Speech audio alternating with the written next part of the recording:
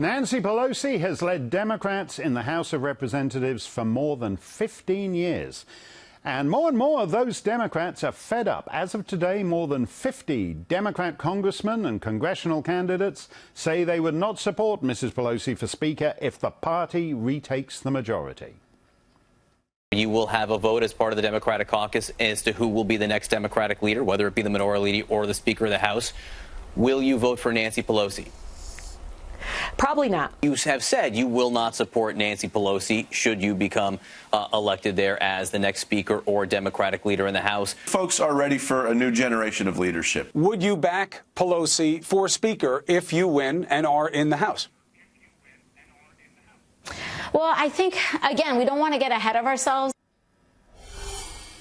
Mark Penn was a pollster and advisor to both Bill and Hillary Clinton.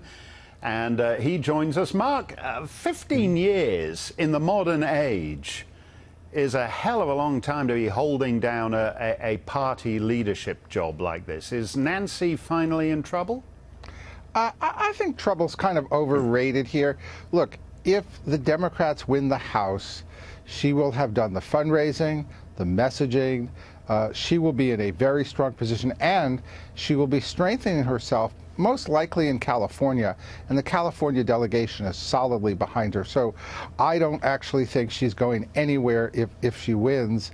On the other hand, I think there are a fair number of politicians that for the purpose of the election, because she's unpopular nationally, want to distance themselves from her. And I think eventually there will be a change. And the other thing that could happen here is the Problem Solvers Caucus. If this race is within 5 or 6 seats on either way, Democrats or Republicans, they may hold up the election for Speaker unless there are rules changes that put some power back in the members' hands. Well, let's just step back and talk about what you said at the beginning about whether she is in trouble or not.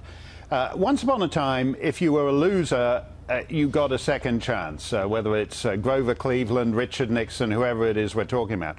We live in much more brutal political times, and Nancy Pelosi hasn't actually won in the House for 10 years now, for 4 elections and possibly a 5th. How is it, what's the secret of her power there? How is it she's managed to hold her grip on this caucus?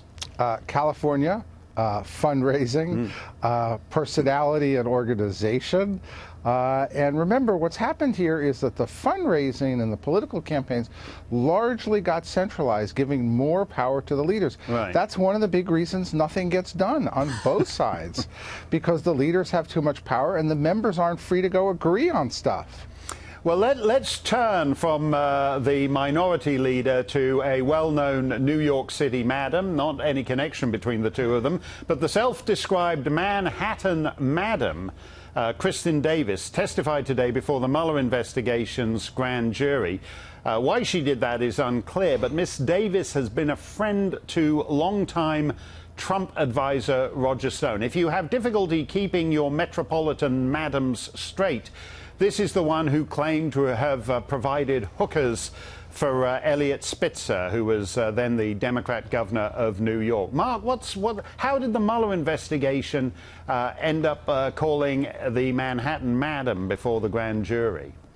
Well, look, I lived through '98, so I know that there are no rocks which special counsels will stop from turning over.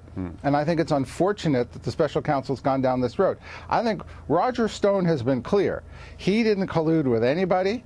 He was up to maybe some of his usual political tricks and bragging, and they're obviously interviewing everybody around him, regardless of the connection, just as they're interviewing everybody around Trump. Quite interestingly, one of Roger Stone's other associates, I think Mr. Mueller, appealed the subpoena, and I think, although it was turned down at the district level, it's actually the most fascinating case, which might be the case that unravels the entire independent counsel investigation if it's appealed. Yeah, because the way this thing, I mean, that is a very interesting appeal, because this thing doesn't meet any basic judicial norms, what the special counsel does. Basically, he goes down the chain. So he wants to talk to this madam because she's got something on some other guy, and then he can put the squeeze on that other guy, and the other guy can roll up another guy, and eventually somewhere in that chain they'll find someone who has the goods on Trump. Well, why do Democrats and Republicans put up with this? Why isn't there a bipartisan understanding of the need to get rid of this thing? Look, I wish there were. I fought Ken Starr in '98, and I've been outspoken that I think this investigation is wrong. Well, look, I think Judge Ellis in the Manafort trial clearly knows that Manafort is on trial by the independent counsel with the entire weight of the largest prosecutorial machinery almost ever built, only because he spent 2 months as Trump campaign manager. Yeah, absolutely. He might have had an assessment, he might have had a trial, but not 2 indictments, not not even without bail. Even Harvey Weinstein is out on $1 million bail. Right. So you see that this is not the way anybody really expect the American justice system to work. And I am puzzled that more Democrats and Republicans, look, hatred for Trump is so broad that I think people are forgetting the first principles is that we all have to agree on a system that's fair to all. Absolutely.